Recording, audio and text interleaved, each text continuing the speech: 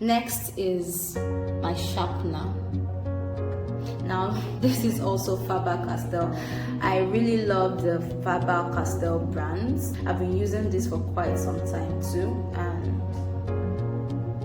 believe me, I got value for my money.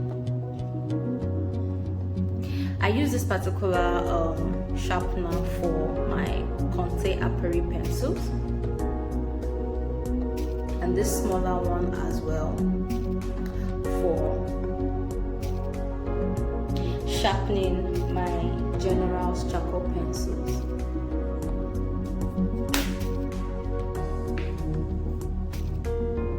Next up is my graphite powder. I love using graphite powder so much. It gives you a very nice base when you are working, and it helps to cover a wider area than your graphite pencil can cover at a time.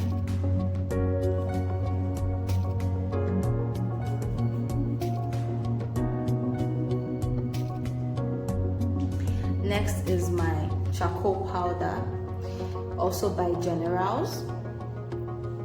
For me, this is the best charcoal powder so far. It helps to cover a wider range on your paper when drawing. I've had this for about 3 years now, and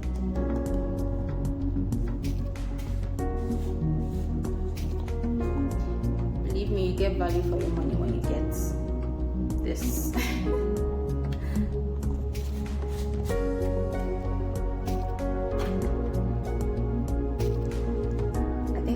To see this as well. My graphite powder. Graphite powder has a bit of shine to it. I don't know if my camera is going to allow you to see this. It has a bit of shine.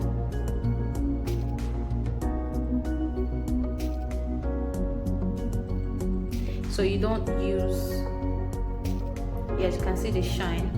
So you tend not to use a lot of graphite powder at a time, because it can create shine to your works, and you don't want that.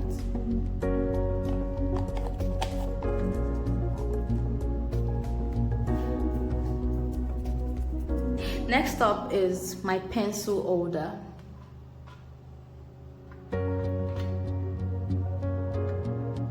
I love this pencil holder very much because it has two separate holes for your pencils, as against just one hole.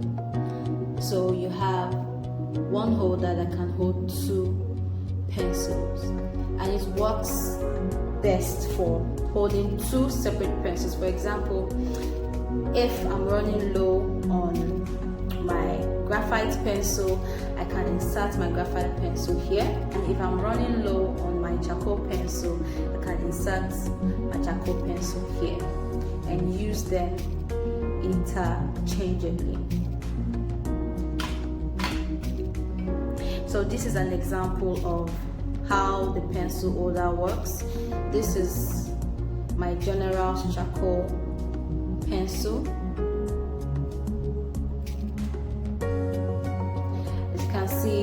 It's quite small because I've been using it for a very long time, and this particular pencil has created a lot of works, and I don't want to let it go. So instead of me throwing this away, I still have about 1 inch of charcoal left in this. I can still use this by inserting it in my pencil holder. One very good advantage of the pencil holder is, with this pencil holder, you'll still be able to sharpen even the smallest pencils without any risk of injury.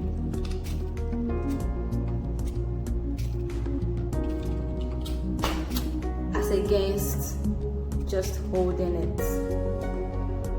like this and trying to sharpen. It's very difficult.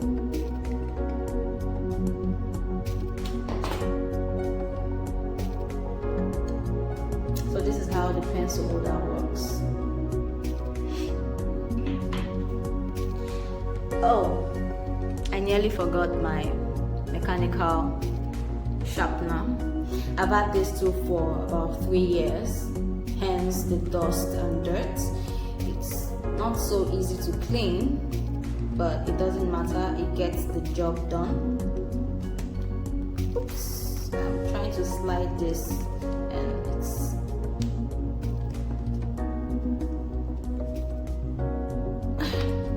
it gets the job done either way.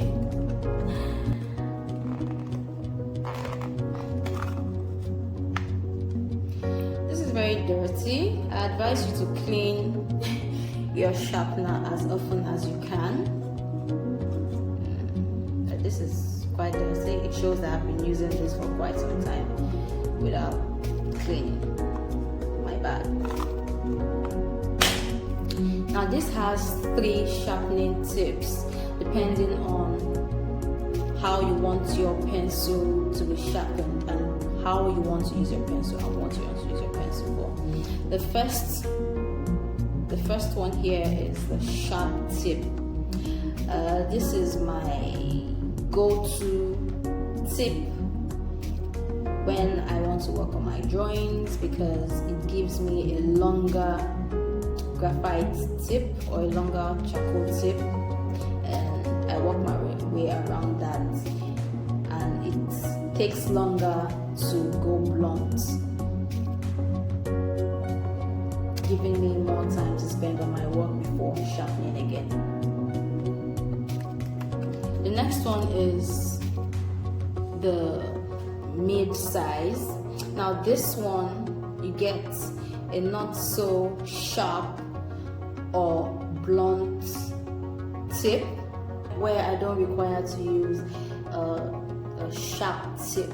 I go for this. Now the last one is the very blunt, smaller tip. My mechanical sharpener has an electrical port where you plug in the wire and connect it to electricity, and it sharpens just like that automatically when you put your pencil inside of it, like so. It sharpens automatically. And when you need to stop, just simply remove your pencil. And if you don't want to use the electrical option, you have the battery option. You can use the battery. You insert your battery in here, close like so, and then you insert your pencil and it sharpens automatically. Next up is my electrical eraser. This is my favorite electrical eraser. It uses the battery.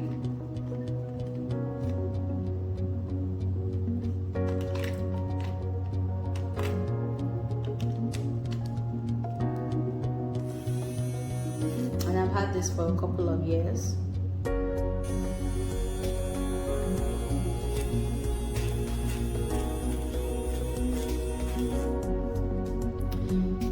This particular one has helped me create beautiful artworks. The electrical eraser is used to pick up graphite and charcoal to create indentations, to create marks, and to create highlights. The next one is also an electrical eraser. This one is by Derwent.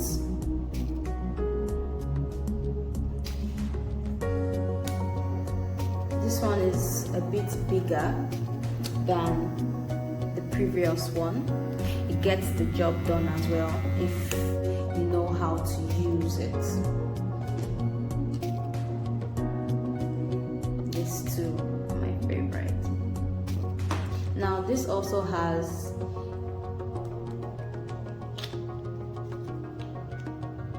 batteries that controls the mechanism.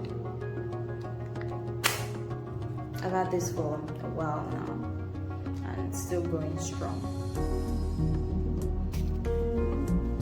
Next up, paper tapes. I advise you to use paper tapes when working on paper. This particular brand is what I use, the Abro paper tape. It is not too adhesive but strong enough to hold down your paper. Next are my clips.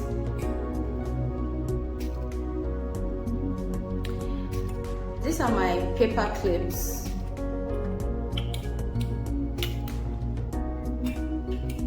I use this clip to hold my paper in place when drawing to avoid movements while I'm blending. I love this particular type of clips because it holds firmly.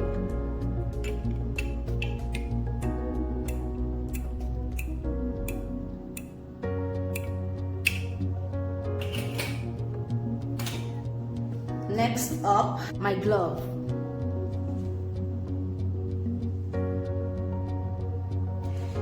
I use this glove while drawing, especially when I'm working with charcoal.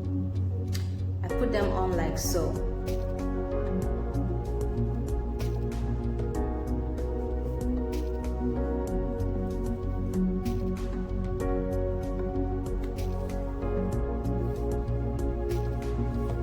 This glove, I believe, comes in different colors, but I prefer black.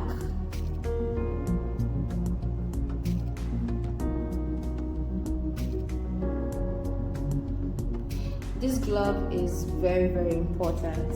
It helps me to avoid smudges when working on my paper, because when you're working with your pencils, you tend to place your hand on your paper, and that can cause smudges, and you don't want smudges while working. So this glove helps to protect your paper and helps to protect your hand from getting stains of charcoals on it. And it's also very stylish. I love the feel.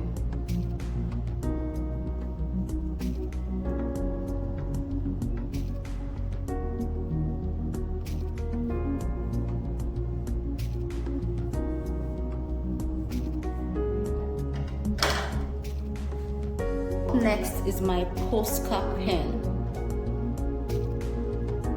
This is still new.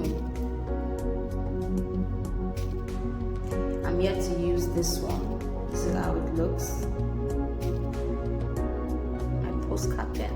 I use this pen to create highlights on my paper, on my drawing. I really don't want to unwrap this, but let me show you the one that I have been working with.